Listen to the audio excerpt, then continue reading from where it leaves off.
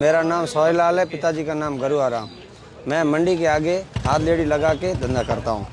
उत्तरपाल की दुकान है और हमारे को 6 महीने से ये परेशान कर रहे हैं नगर पालिका वाले और ये कह रहे हैं आप हटाओ। और हमारे कैबिन थी, लारियाँ थी, वो सब तोड़ दी, वो बिना नोटिस दिए। हमारे को कोई कहा नहीं गया कि आप हटाओ या कुछ करो, सीधे आए और तोड़ फोड़ किया और सामान भी लेके गए, वो अभी तक वापस दिया नहीं हमें। और बार बार यही कहते आप हटाओ, मैं कोई नोटिस नहीं दिया। कल एक आप दीजिए आगे। ये बिल्कुल झूठा आरोप है।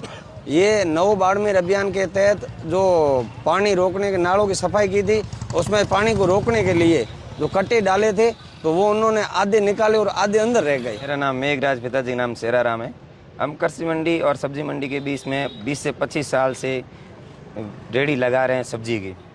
तो उसमें क्या है कि नगर परिषद के अधिकारियों ने अभियान के तहत हमें वहाँ से हटाया और हर 2 महीने से परेशान करते हैं। लेकिन हमारे पास नगर परिषद द्वारा दिया गया लाइसेंस भी है और लाइसेंस का जो किराया निर्धारित किया गया है उस किराए को हम समय समय पर अदा करते हैं।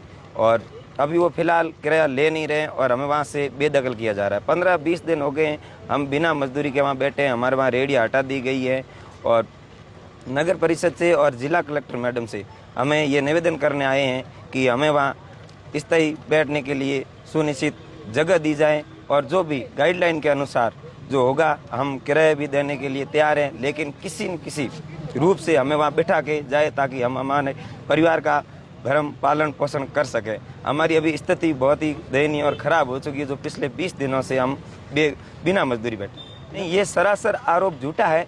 ये आरोप हमने ऐसी गलती की नहीं है और हमने किसी ने भी कट्टा डाला नहीं है। वो कट्टे क्या हैं कि जब नव बाड़मेर का अभियान चला जिनमें नालों की सफाई की और सब जगह सफाई कार्य किया, उसमें हमने भी योगदान दिया, सफाई करवाई, जगह जगह सफाई की। और मैंने भी, मेरी लहसुन की रेहड़ी है तो मैं लहसुन की रेहड़ी है तो वहाँ से भी मैंने कम से कम 3 से 4 हज़ार रुपये खर्च करके उनमें सहयोग भी मैंने किया, जैसे भी वहाँ सफाई भी करवाई। लेकिन हमने ऐसे व्यक्ति नहीं है कि नाले को हम वहाँ कट्टे डाले, ऐसा हमने नहीं किया। वो नाले के कट्टे आए थे कि जब नव बाड़मेर के तहत नाले की सफाई की तो नगर परिषद के अधिकारियों ने ही वहाँ कट्टे डाले थे जो पानी को रोकने के लिए और बाकी वाले नालों की सफाई की जाए। फिर वहाँ से नगर परिषद के कर्मचारियों ने वो कट्टे उठाए, उनमें से कोई 10-4 कट्टे पीछे रह गए और कट्टे रहने के बावजूद जब और अभी कोई कचरा आया तो थोड़ा बहुत नाला धटने की वजह से वो कट्टे भी निकले, कचरा भी निकला, तो उन्हीं के द्वारा डाला गया, हमने वहाँ डाला नहीं। हमने ये हमेशा और सिटी के अंदर कहीं भी बारिश हो जाती है, लेकिन कृषि मंडी से लेकर सब्जी मंडी के बीच में नाला फूट ही जाता है और कचरा वहाँ आके इकट्ठा हो ही जाता है। तो वो आपकी आखिरी मांग क्या है?